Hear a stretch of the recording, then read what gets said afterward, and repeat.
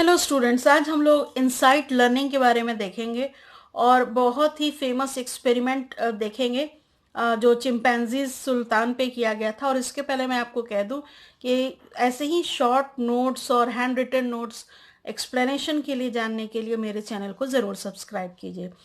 तो कोलर साहब जो थे ये एक जर्मन गेस्टोल्टिस्ट थे। इन्होंने सुल्तान नाम के चिंपैंजी पर एक्सपेरिमेंट किया और ये जो था एक केज था, उसमें चिंपैंजी था। उसके अंदर दो स्टिक्स रखी हुई थी जो कि एंड से जॉइन की जा सकती थी, फिट की जा सकती थी।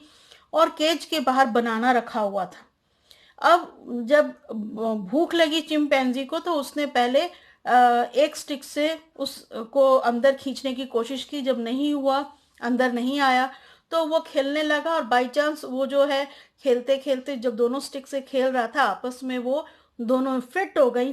और उसके बाद उसने उसको अंदर उसको खींच लिया। He tried with first stick, put the two ends together, suddenly he joined and draw the banana inside the cage. तो ये इंसाइट आया उसको।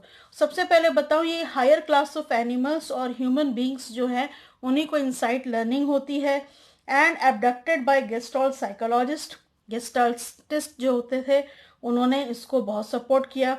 मतलब a person can reach the solution bye insight if he perceives the situation as a whole.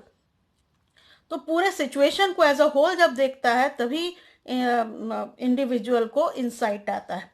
The insight leads to understanding of new relations, discovery of new patterns and formations of new organisations. ये तीन बातें insight में आती हैं।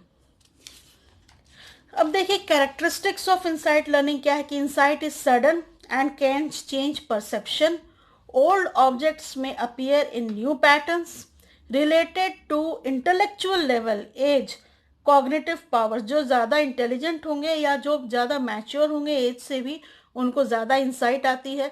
It is associative learning, manipulation of thoughts and objects for significant length of time leads to insight.